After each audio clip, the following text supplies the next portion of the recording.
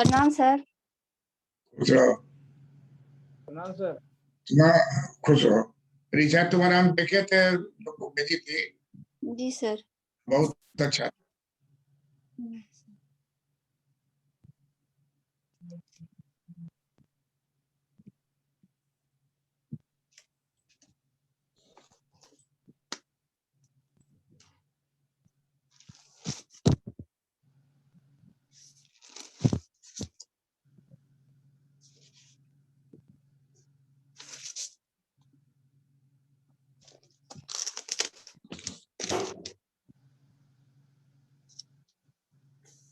NNP market price,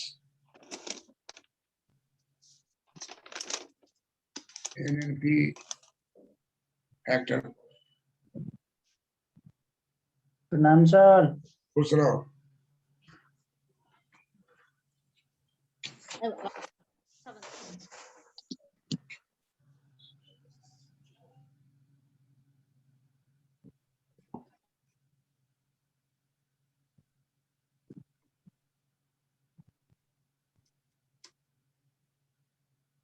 NNP market price and NNP factor cost.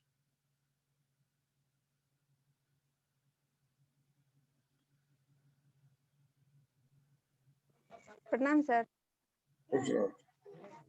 NNP market price and NNP factor cost.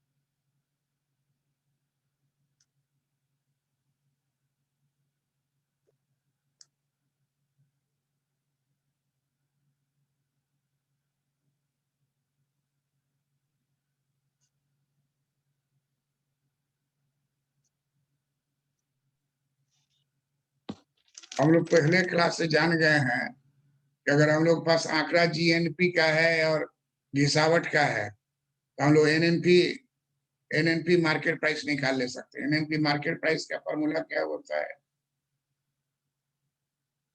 GNP market price minus घिसावट।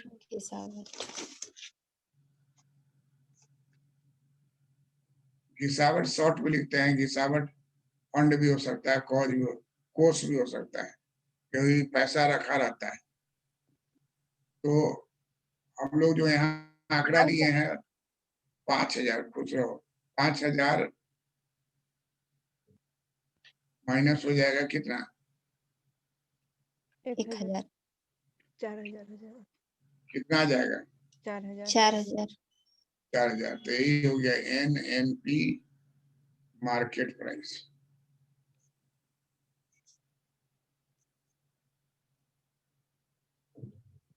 आपको दिया हुआ है GNP, आपको दिया हुआ है घिसावट, उससे आप निकाल लीजिएगा एनएनपी इसी फॉर्मूला से।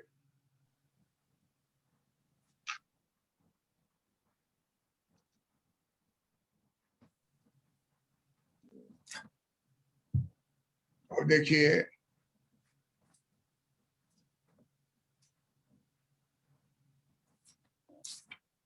अर्थशास्त्र में एनएनपी मार्केट प्राइस को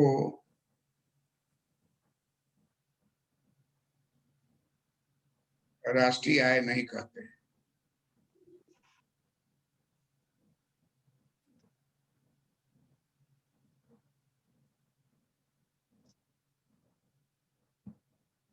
एनएनपी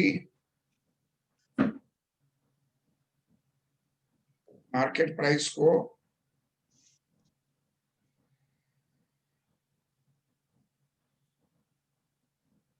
राष्ट्रीय आय नहीं कहते।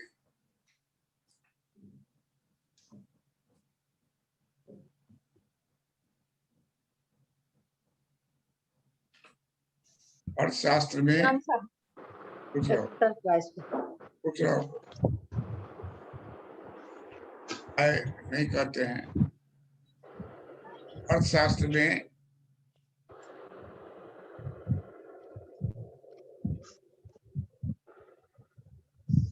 राष्ट्रीय आय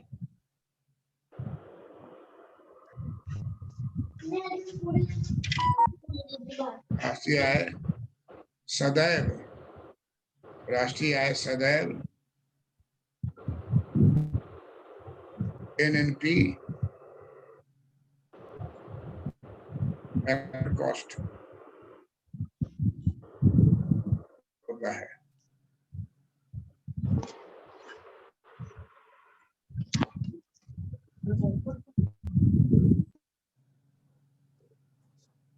साधन लागत पर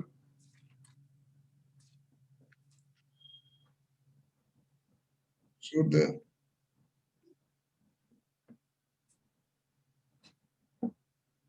राष्ट्रीय उत्पाद साधन लागत पर शुद्ध राष्ट्रीय उत्पाद को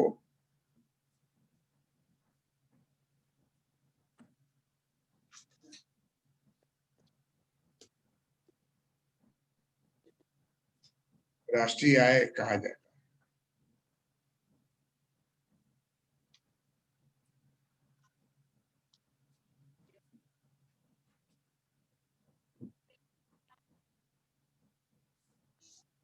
राष्ट्रीय आय जो है साधन लागत पर शुद्ध राष्ट्रीय उत्पाद को राष्ट्रीय आय कहा जाता है।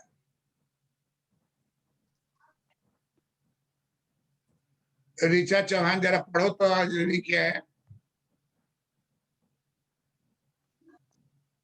अर्थशास्त्र में एनएनपी मार्केट प्राइस को राष्ट्रीय आय नहीं कहते हैं। अर्थशास्त्र में राष्ट्रीय आय सदैव एनएनपी फैक्टर कॉस्ट होता है। साधन लागत पर शुद्ध राष्ट्रीय उत्पाद को राष्ट्रीय आय कहा जाता है। ये क्लियर कट दिमाग में बैठा लीजिए। इंटरव्यू में जाइएगा तो पूछेगा ही। सर एक क्वेश्चन था। हाँ सर फैक्टर कॉस्ट थोड़ा सा डिफाइन कर देते ना तो ठीक रहता। मार्केट प्राइस तो समझ गए कि बाजार मूल्य जो हुआ वो हो गया, और फैक्टर कॉस्ट साधन लागत में इसमें क्या क्या आ जाएगा सर? अभी तब वो बोले ही नहीं है। अच्छा सर ठीक है सर, तब बोलिएगा तब ठीक है, तब बता दीजिएगा। और वही बोलेंगे ना अभी। जी ठीक। अब आदमी बारात में गया अब बार बार पूछेगा कि सिंदूरदान कब होगा। अरे बारात में सिंदूरदान लास्ट में होता है। जी नहीं सर, आज सुबह हम पढ़ रहे थे ना तो फैक्टर कॉस्ट पे थोड़ा सा हमको कंफ्यूजन हो रहा था, तो हम सोचे सर से एक बार अच्छा से डिफाइन करवा लेंगे तो ठीक रहेगा। तो लड़का डांस कर रहा है कर रहा पूछता है पापा जी सिंदूरदान कब होगा। चल डांस करते रहो। Last item. जी सर ठीक है। अभी दिमाग में हमको यही डालना है। जी एनएनपी मार्केट प्राइस नहीं होगा। जी सर। क्या होगा? फैक्टर कॉस्ट होगा। अब हम लोग देखेंगे कि क्या चीज हटाने से फैक्टर कॉस्ट आता है। फैक्टर कॉस्ट का मतलब होता है जो उत्पादन के साधन है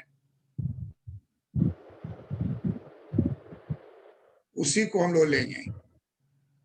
उत्पादन का साधन क्या होता है? श्रम होता है, पूंजी होता है, साहस होता है। श्रम, पूंजी, साहस, संगठन, तो ये सब साधन है। तो साधन लागत यही कहलाता है। 5 साधन है। तुम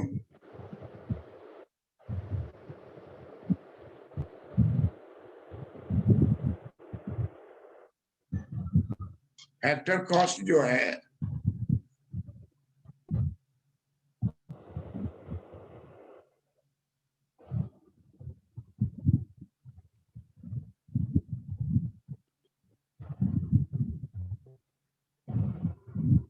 फैक्टर कॉस्ट में हम लोग पहला क्या लेंगे?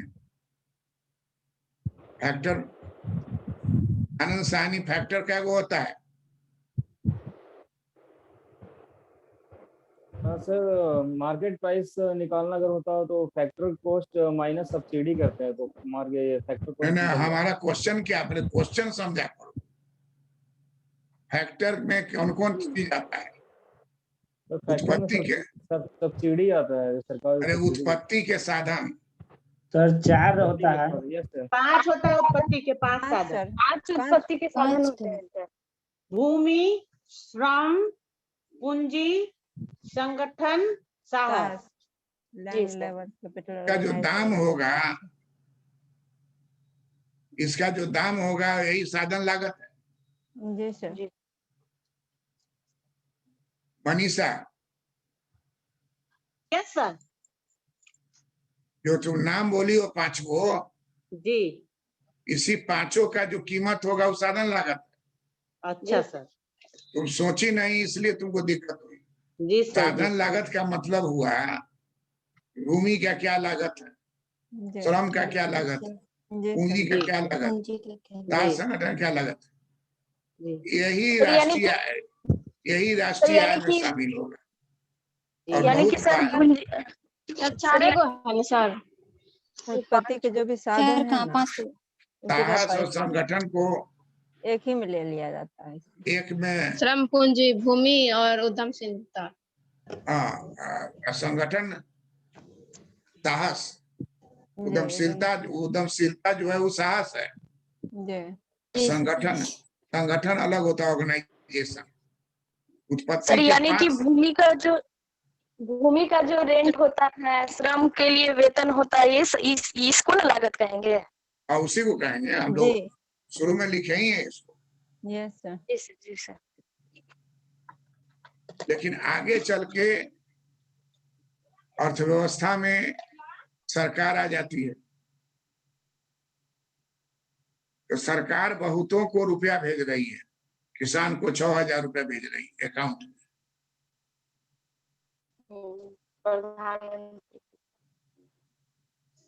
वो किसी काम के लिए दे रही है, कुछ लेके दे रही है कि मुफ्त में दे रही है? मुफ्त में दे रहे हैं सर। मुफ्त में दे रही है, तो वो तो राष्ट्रीय आय में शामिल नहीं होगा।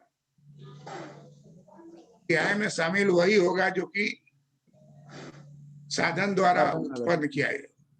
जी सर। अनुदान उपहार से शामिल नहीं होता। साधन द्वारा जो लिया जाता है कीमत, वही साधन लागत है। मनीषा, समझ में आया साधन लागत? जी सर, समझ में आ गया। कोई भयानक चीज नहीं है, सिंपल चीज है। जो साधन है उसका कीमत साधन लागत होगा। मकान में रह रही हो, किराए के मकान में, तो तुम्हारा रेंट हो जाएगा साधन लागत रहने का। श्रम काम कर रहा है तो उसका जो मजदूरी दीजिएगा वो साधन लागत।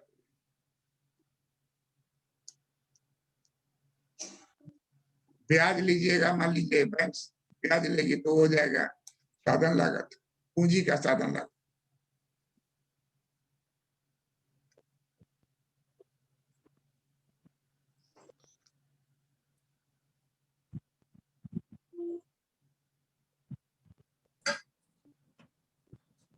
ऋचा,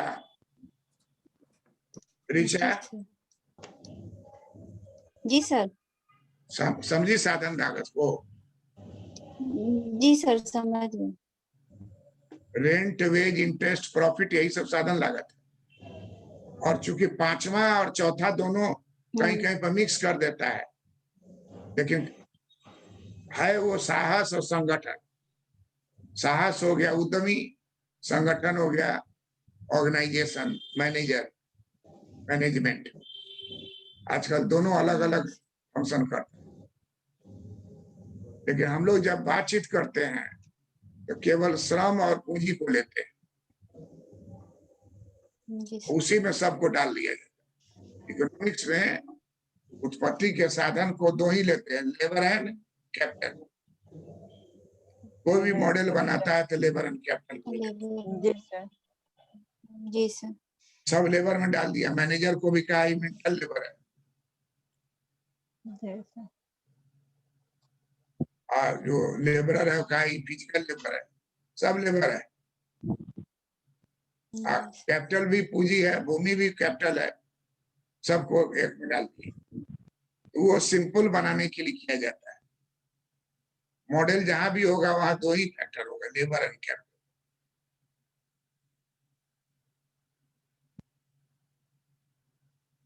तो हमारे कहने का यह अर्थ है कि हर हालत में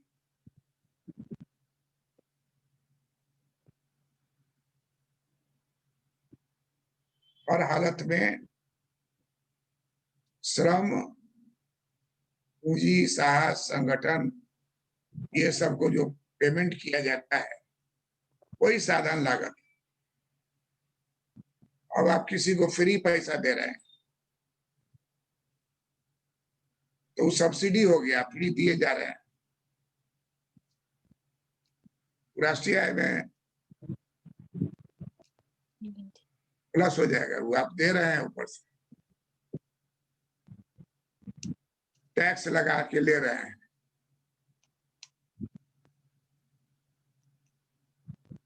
बहुत को देखोगे कि टाटा जो है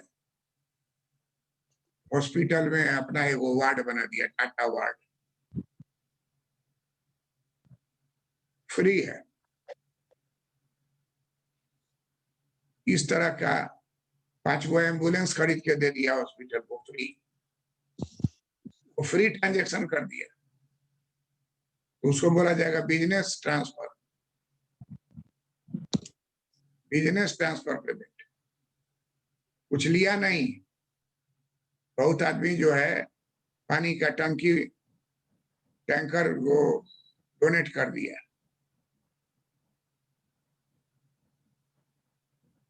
कहीं देखिएगा टैंकर जा रहा है, उस पर लिखा रहेगा कौन समाज समिति की ओर से। टाटा जो है एम्बुलेंस खरीद के दे दिया, 50 को एम्बुलेंस दे दिया बड़े हॉस्पिटल को।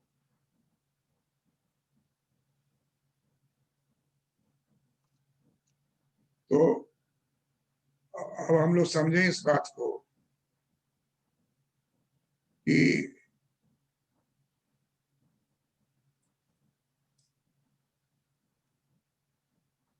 जीएनपी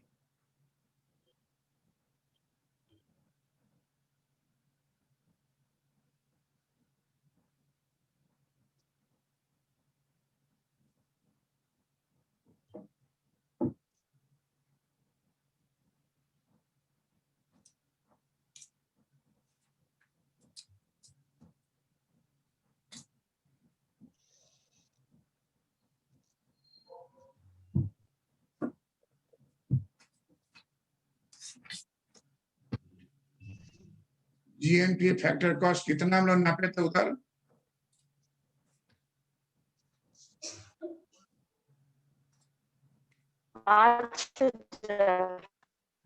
5,000 था ना? मार्केट प्राइस था, मार्केट प्राइस था। मार्केट प्राइस था सर, फैक्टर को कॉस्ट नहीं निकाले। मार्केट प्राइस नहीं,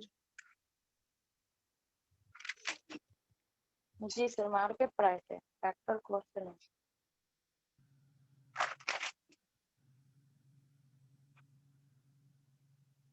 मार्केट प्राइस पर कितना था? 5,000 था। 1,000 क्या था? 1,000 घिसावट 1,000 घिसावट कोष।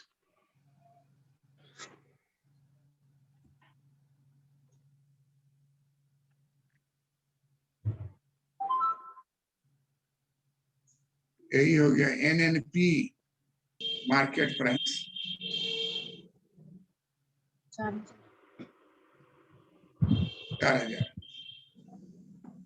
अब कहता है कि इससे आपको निकालना है एनएनपी फैक्टर कॉस्ट। क्या निकालना है? NNP factor NNP cost. Factor cost. तो इसमें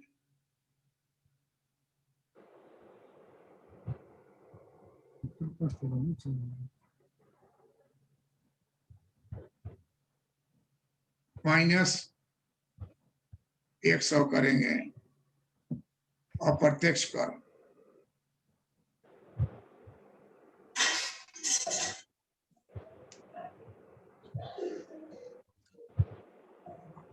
-200 करेंगे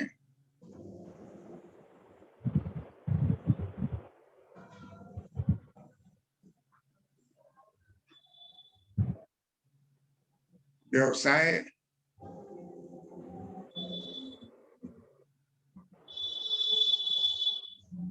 हस्तांतरण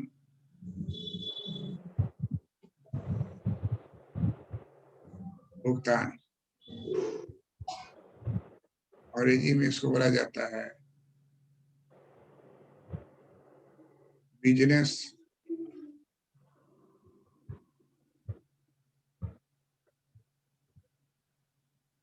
transfer payment.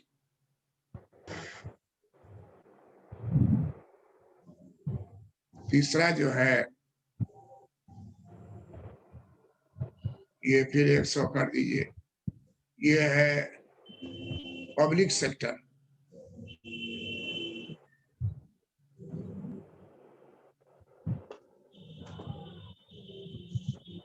Public sector enterprise.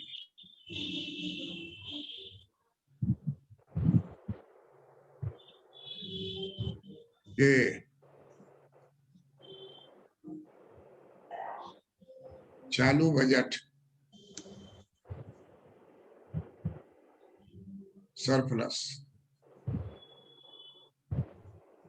चालू budget surplus. Public sector enterprise हो गया जो सरकारी उद्योग है। तो इसमें हम लोग मान लिए कि 100 है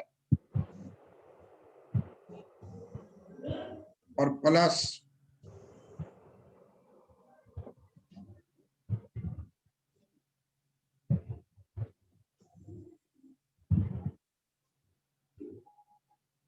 $200 जो है सो बोलेंगे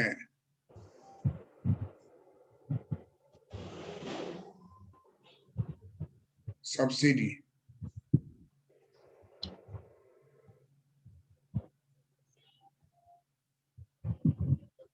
इसको हल कीजिए, 4,000 बदल के कितना हो जाएगा? 4200 हो जाएगा। 3600 आएगा सर। ये उसके बाद फिर 200 जोड़ेंगे 200 जोड़ के फिर माइनस कर 3800। 4200 और ये हो गया हाँ सर 3800 आएगा। 3800 3800 आएगा। आएगा। 300 सर। 3800 आएगा सर। 3800। 3800 होगा सर।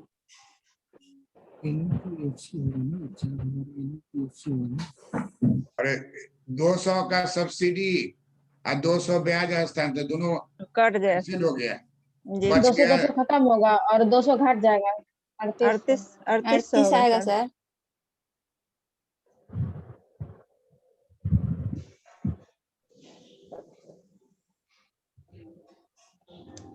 इसी का नाम होगा NNP factor cost. Factor cost और इसी को अर्थशास्त्र में कहा जाता है राष्ट्रीय आय।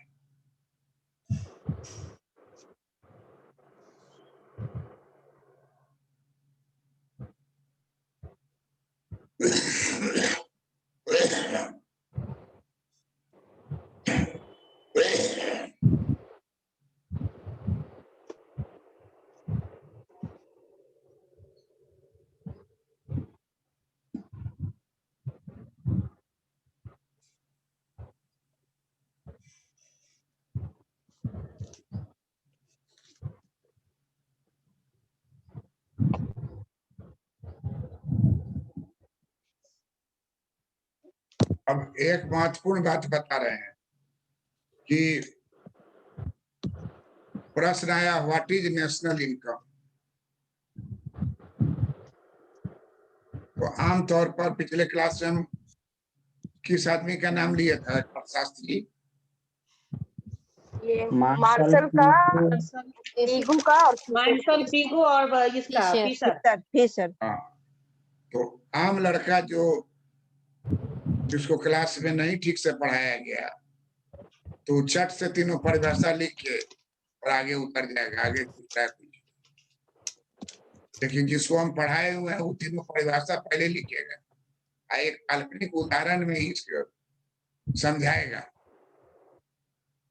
कि राष्ट्रीय आय सदैव एनएनपी फैक्टर कॉस्ट होता है और उसका वर्णन यही एग्जाम्पल से देगा।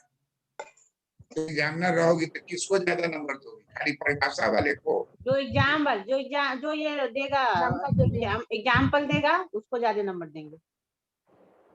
यही बात है कि हम आपको 100% बात को ट्रांसफर करते हैं कि आपको कहीं किसी के मामले में कमजोरी नहीं हो। बहुत आदमी पढ़ाता है तो अपना पढ़ा दिया धुन में, लड़का को उससे कितना फायदा होगा ये रिस्क नहीं बतलाया। तो क्वेश्चन वैसा पूछे, पढ़ाने में नींद भी आने लगता है, आपके पढ़ाने में नींद भाग जाता है। अच्छा है कि दिन में भागता है।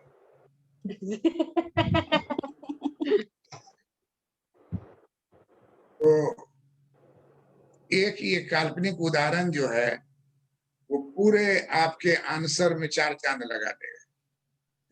कितनों परिभाषा लिखते न रह जाए, मार्शल का, पीगू का और फिशर का। लेकिन एक्चुअल राष्ट्रीय आय तो एक्चुअल चीज है और एक्चुअल चीज को जब आंकड़ा, सिंपल आंकड़ा से आप सजा दिए इस तरह से, अब हम ही नहीं कह रहे कि 500 लिखिए, आपको मन करे 900 पर बनाइए, 700 पर बनाइए, जो करना है। टेक्निक यही होगा। बराबर याद रखिए ज्यादा भारी आंकड़ा देने से समय बर्बाद होगा। अभी वो कहा कि सर हम 100.35 दें, 7.5 न तुम दशमलव के बाद, आंकड़ा क्या हो जाएगा? टाइम कंज्यूमिंग हो जाएगा, समय बर्बाद होगा। बराबर आंकड़ा ऐसा रखिए, सिंपल आंकड़ा है 38 बोलना है, कितने लोग 42 बोल दिए। तो इसलिए आंकड़ा एकदम सरल होना चाहिए, कंसेप्शन क्लियर हो जाएगा। राष्ट्रीय आय एनएनपी फैक्टर कॉस्ट हो, राष्ट्रीय आय कभी भी एनएनपी मार्केट प्राइस नहीं होगा, राष्ट्रीय आय कभी भी जीएनपी मार्केट प्राइस नहीं होगा। सर इसको एक बार और बता दीजिएगा, सब्सिडी को कैसे मतलब जोड़े हैं, कैसे निकाले राष्ट्रीय आय? सब्सिडी का जो अमाउंट सरकार देती है उसको जोड़ा जाता है, तो प्रोडक्शन में आप लगाते हैं। सब्सिडी जो है, इकोनॉमिक्स का नियम है कि मार्केट प्राइस से जब हम कन्वर्ट करेंगे फैक्टर कॉस्ट में,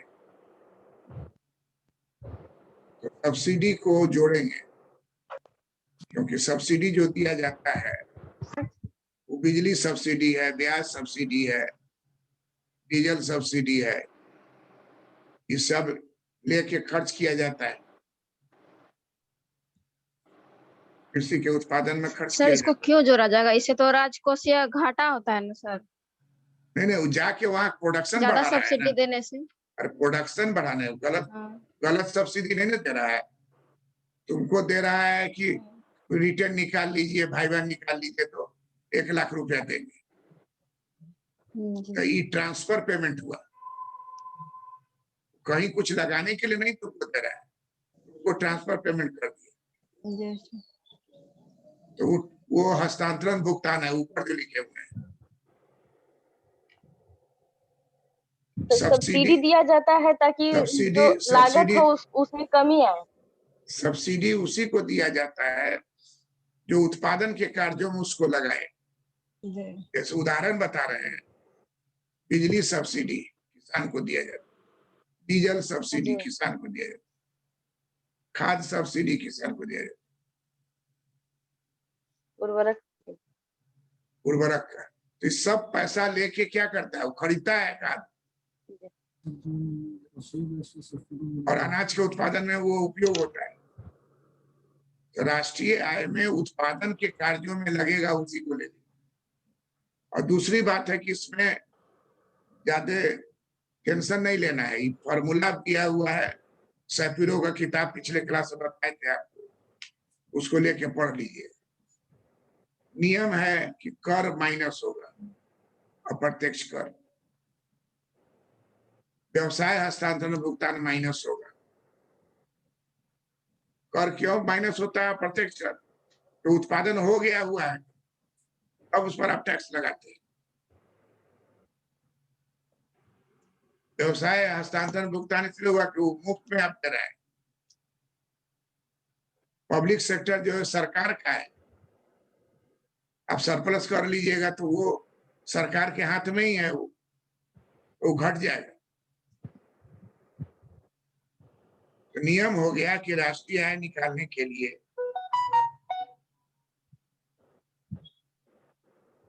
लिख लीजिए, नियम है, इसमें कहीं कोई बहस का जरूरत नहीं है, नियम है, लिख लीजिए, लिख लीजिए।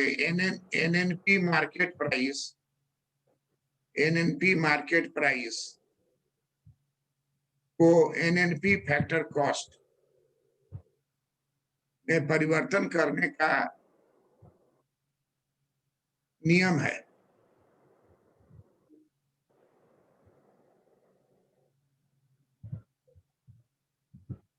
नियम है, पहला नियम है कि अप्रत्यक्ष कर को एनएनपी मार्केट प्राइस में घटा दिया जाए।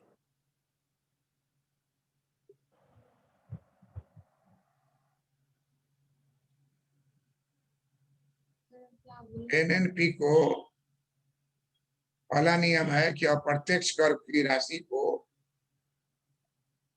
एनएनपी मार्केट प्राइस में घटा दिया जाए।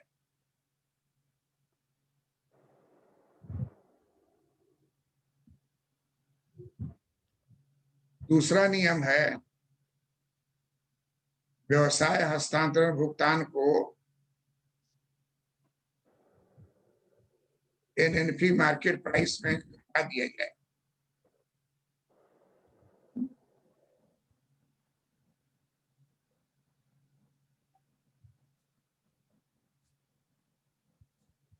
व्यवसाय भुगतान हस्तांतरण भुगतान को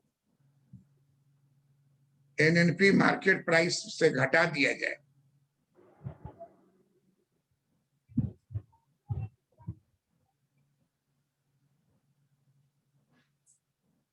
तीसरा नियम है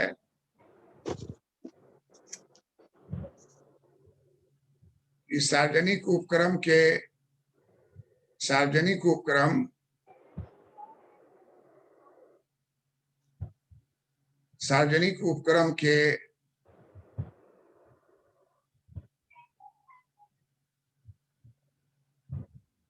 चालू बजट सरप्लस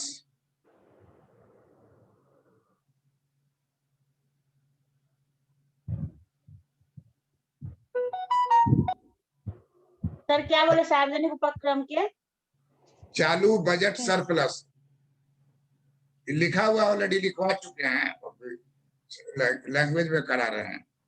सार्वजनिक उपक्रम के चालू बजट सरप्लस को एनएनपी मार्केट प्राइस से घटा दिया जाए।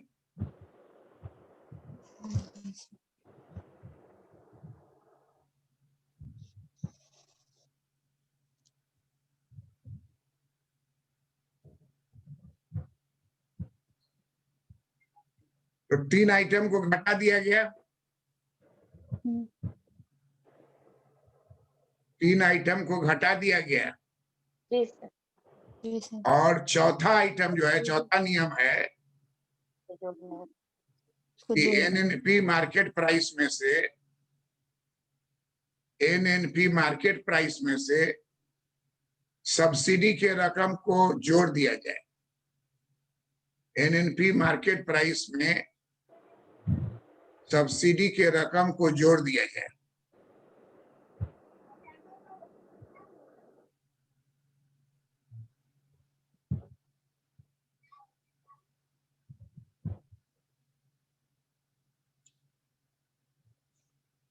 इसी 4 नियम का पालन करने से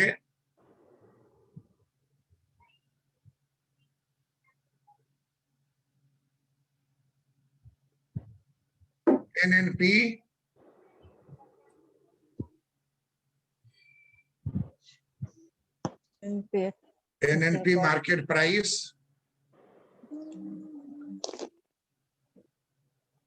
परिवर्तित होकर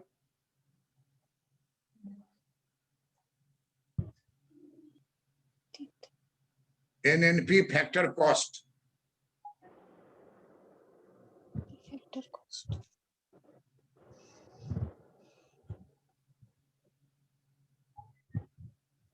परिवर्तित होकर एनएनपी फैक्टर कॉस्ट हो जाएगा।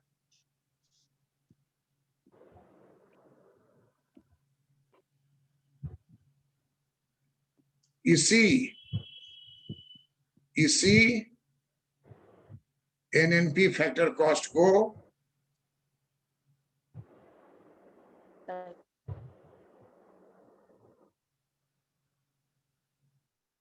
अर्थशास्त्र में राष्ट्रीय आय कहा जाता है।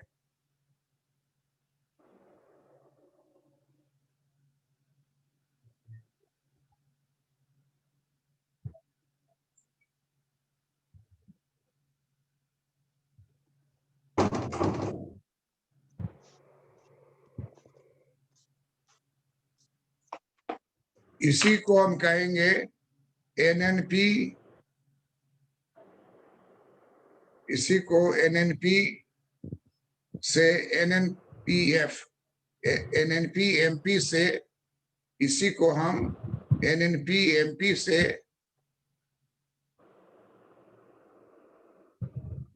एनएनपी फैक्टर कॉस्ट बदलने का तरीका कहेंगे। इसी को हम एनएनपी मार्केट प्राइस को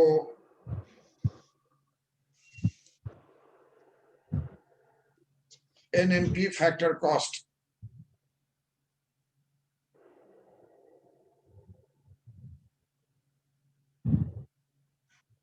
में परिवर्तन की विधि कही जाएगी।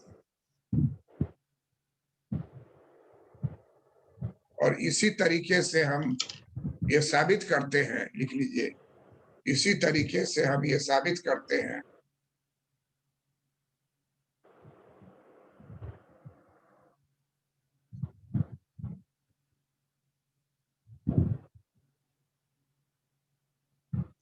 एनएनपी फैक्टर कॉस्ट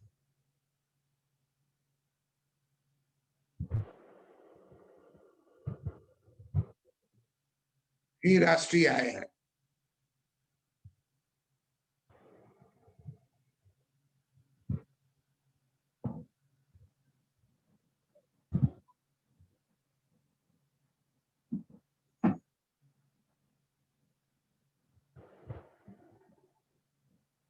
इसलिए मार्शल, पिगू, फिशर के परिभाषा के साथ साथ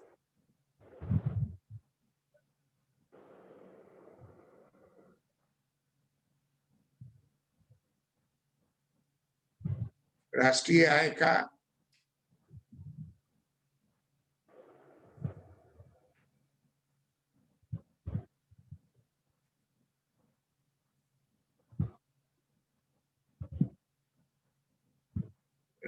का सबसे व्यवहारिक परिभाषा है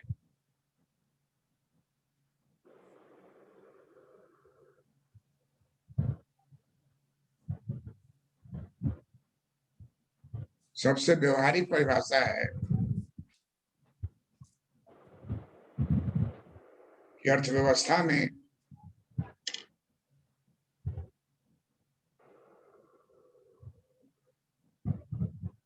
एनएनपी फैक्टर कॉस्ट, अर्थव्यवस्था में एनएनपी फैक्टर कॉस्ट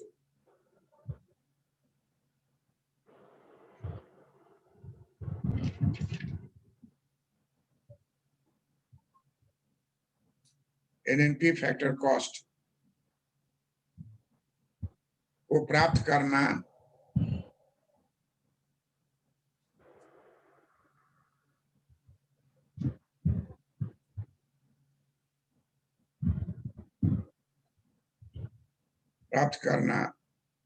जरूरी है,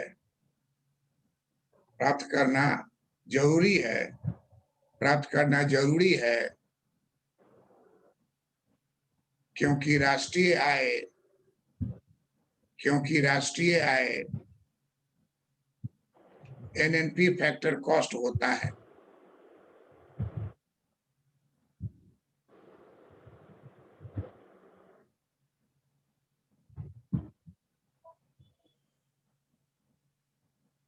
रीता चौहान जो लिखी है उसको जरा जोर से पढ़ो तो।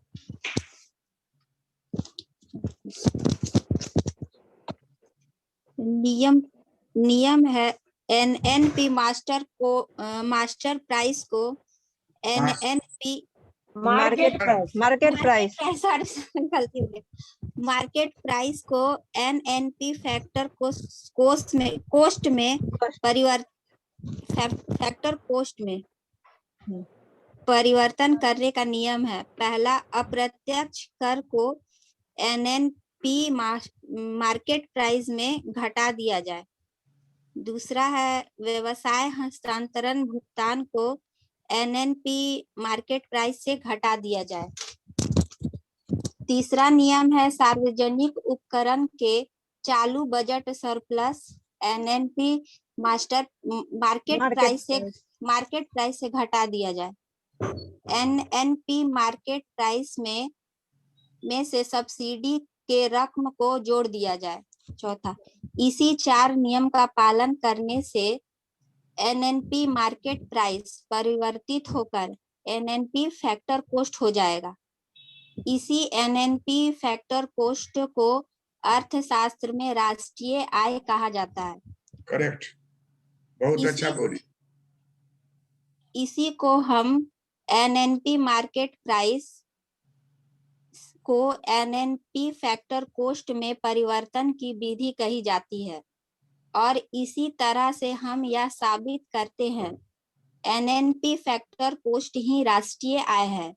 इसलिए मार्शल पीगू फिशर की परिभाषा के साथ साथ राष्ट्रीय आय का सबसे व्यवहारिक परिभाषा है कि अर्थव्यवस्था में एनएनपी फैक्टर कॉस्ट को प्राप्त करना जरूरी है, क्योंकि राष्ट्रीय आय एनएनपी फैक्टर कॉस्ट होता है। सोनी जी सर। तुम जरा पढ़ो तो। एनएनपी मार्केट प्राइस को एनएनपी फैक्टर कॉस्ट में परिवर्तन करने का नियम है।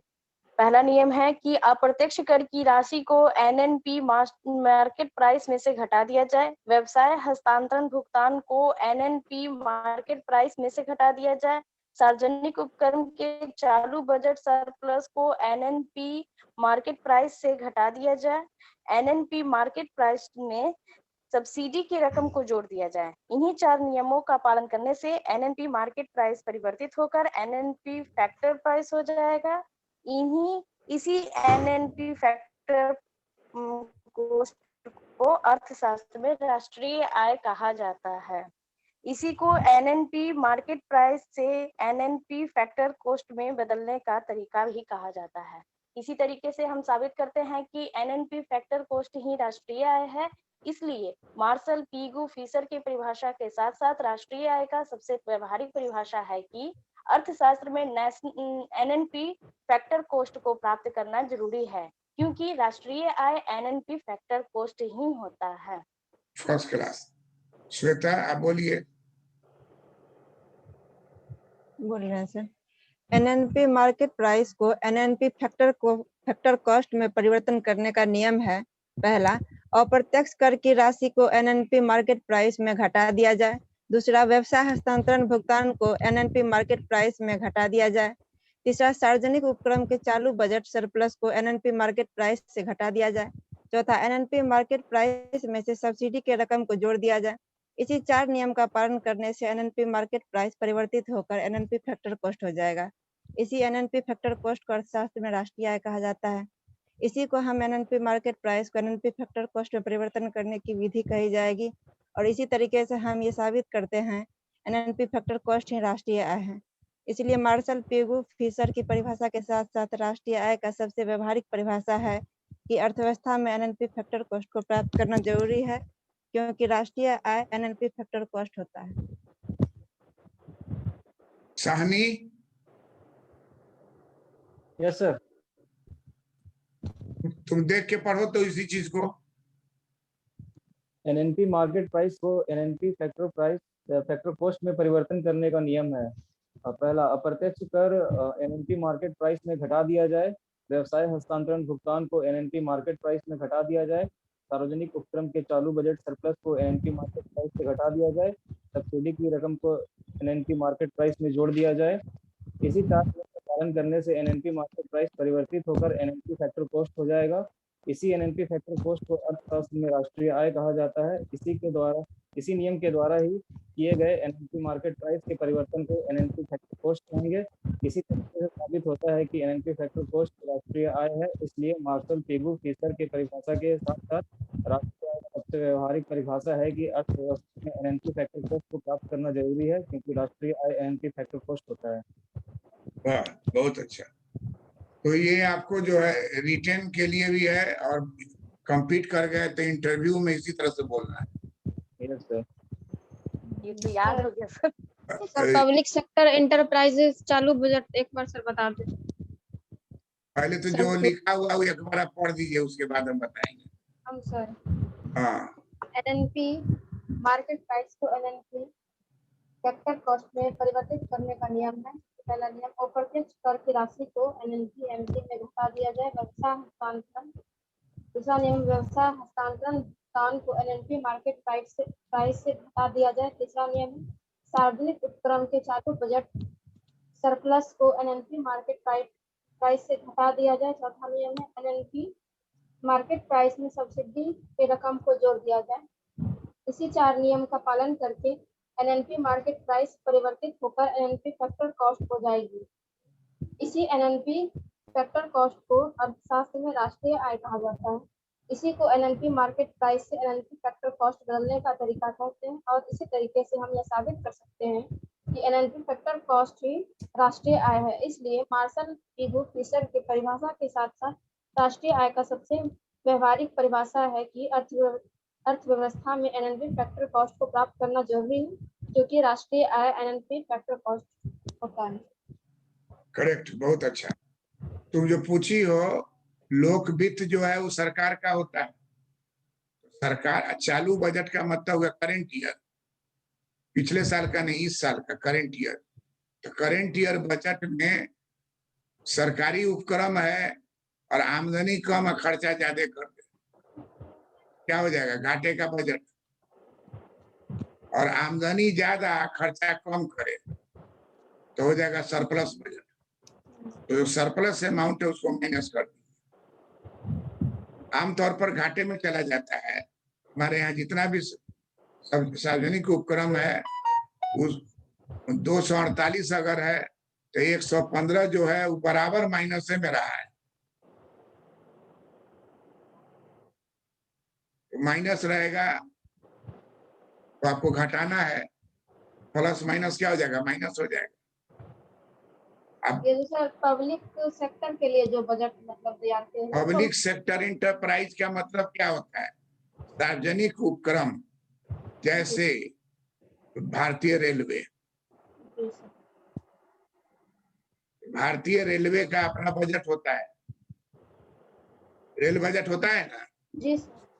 रेल बजट चालू वर्ष का जो बजट है वो माइनस है, सरप्लस है कि माइनस, यही दो होगा।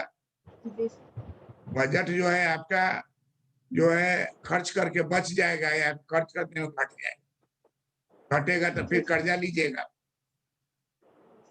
तो वही कहा है कि अगर सार्वजनिक उपक्रम है और उसके बजट में पैसा बच रहा है तो बचे हुए पैसे को वहां माइनस हो, सरप्लस बजट। समझी बात को?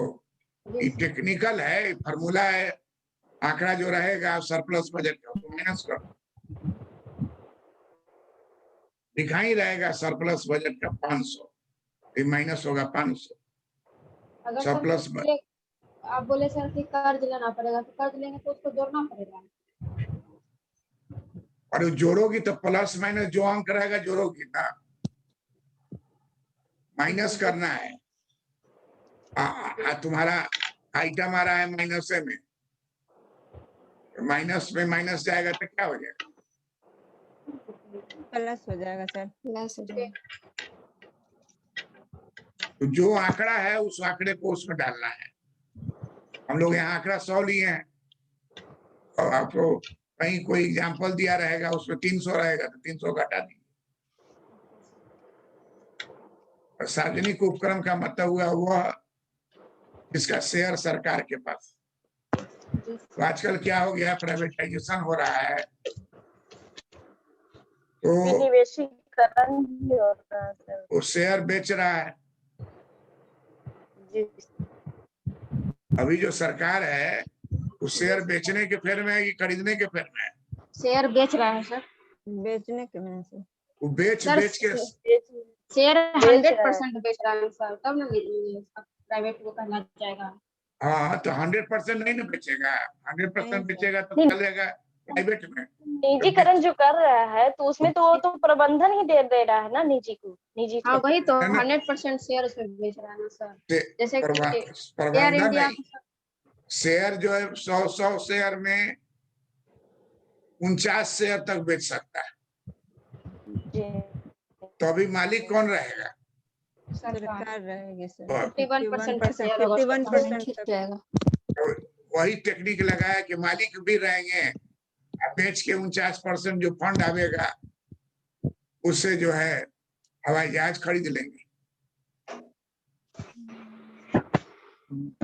सर ये तो विनिवेशीकरण हो गया ना।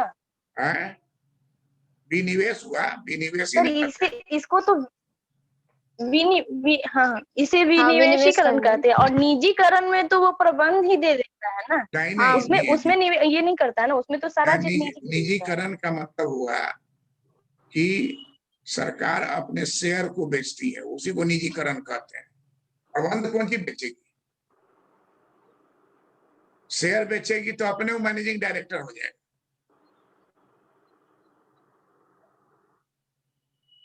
शेयर बेचेगी और प्रबंध कौन करेगा? जिसके हाथ में 51% शेयर हो। तो मान लीजिए सरकार चाहती है कि हम नहीं भार उठावे तो 51% बेच देगी जी, और 49% रखेगी तो मालिक हो जाएगा वही, तो वो मालिक हो जाएगा निजी उपकरण मालिक हो जाएगा। बहुत में 100% बेच देगी, 100% वो मालिक हो जाएगा, सरकार को उससे कोई लेना देना नहीं रहेगा। जैसे दिल्ली में था पाव रोटी बनाने का फैक्ट्री था, भारत सरकार।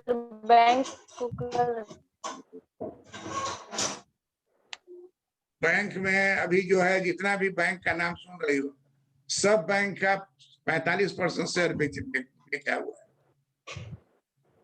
अभी 4 बैंक का है सर निजीकरण। 4 बैंक का नहीं, सभी बैंक 4 बैंक का निजीकरण करने के लिए है अभी। विनिवेश किए ना, विनिवेश किए हुए ना। विनिवेश का ही मतलब वही सुनो ना भाई, विनिवेश का ही विनिवेश तरीका है। निजीकरण का तरीका क्या है? विनिवेश। निजीकरण का तरीका है विनिवेश। विनिवेश का अर्थ हुआ 100% शेयर है सरकार के पास, सरकार 100% मालिक है, वो 49% शेयर बेच दिए। अभी जितना भी बैंक है, वाणिज्य बैंक जो राष्ट्रीयकृत वाणिज्य बैंक है, लिखता है राष्ट्रीयकृत, लेकिन उसका 47% शेयर बिक गया, लेकिन राष्ट्रीयकृत लिखता है क्योंकि 51% भी रहेगा तो सरकारी मालिक है, और 100% अगर बेच दिया तो प्राइवेट हो जाएगा। जैसे एक्सिस बैंक है, HDFC बैंक है, एस बैंक है, कोटक महिंद्रा बैंक है, सब प्राइवेट है। और राष्ट्रीयकृत बैंक है उसका भी विनिवेश कर दिया, तो प्राइवेटाइजेशन या निजीकरण का तरीका है विनिवेश करना। कंफ्यूजन मत रखो, विनिवेश और निजीकरण एक ही चीज है। विनिवेश जो है पॉलिसी है, नहीं, निजीकरण पॉलिसी है, अब विनिवेश इंस्ट्रूमेंट है।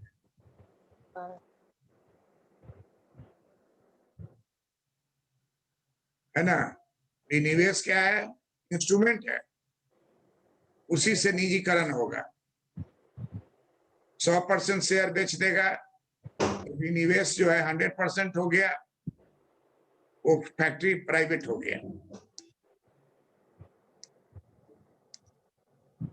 और हर आदमी घर पर इसको अभ्यास कीजिएगा, अगले क्लास में देखेंगे कितना मिनट में आप देख के बोलते हैं, कितना मिनट में देख के बोलते हैं।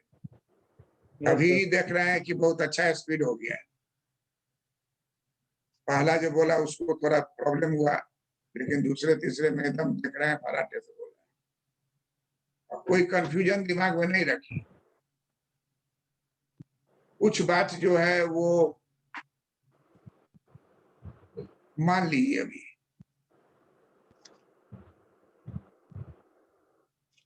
अब अभी टेंशन ले लीजिएगा कि बन जाएंगे डिप्टी कलेक्टर, बड़ा झमेला है, कॉलेज में जाएंगे मजिस्ट्रेट बन के, लड़का सब चोरी कर रहा है, पकड़ेंगे तो वो जीप चला देगा, मारकाट हो जाएगा, नौकरी से हाथ धोना पड़ेगा, गोली चलवा देगा।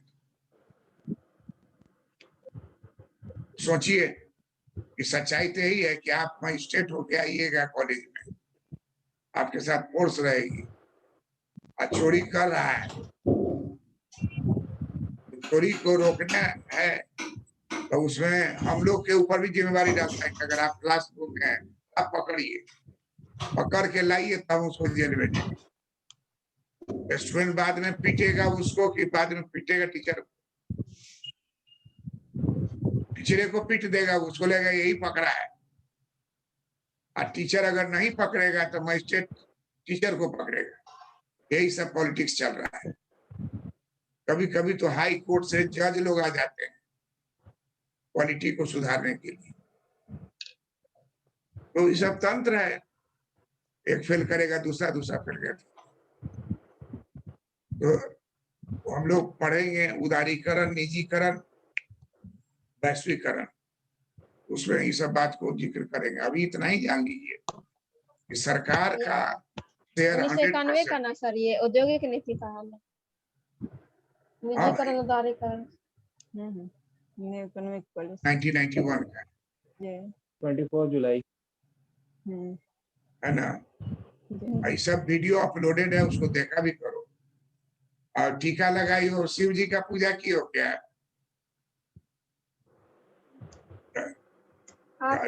हैं? जी पूजा सर। करती हो? जी सर। वाह, बहुत अच्छी। किसी के चेहरे पर वैसा टीका नहीं है जो आज का शिव और पार्वती के मैरिज के उपलक्ष्य पे टीका लगाया। Thank you. प्रणाम सर। प्रणाम सर। खुश रहिए।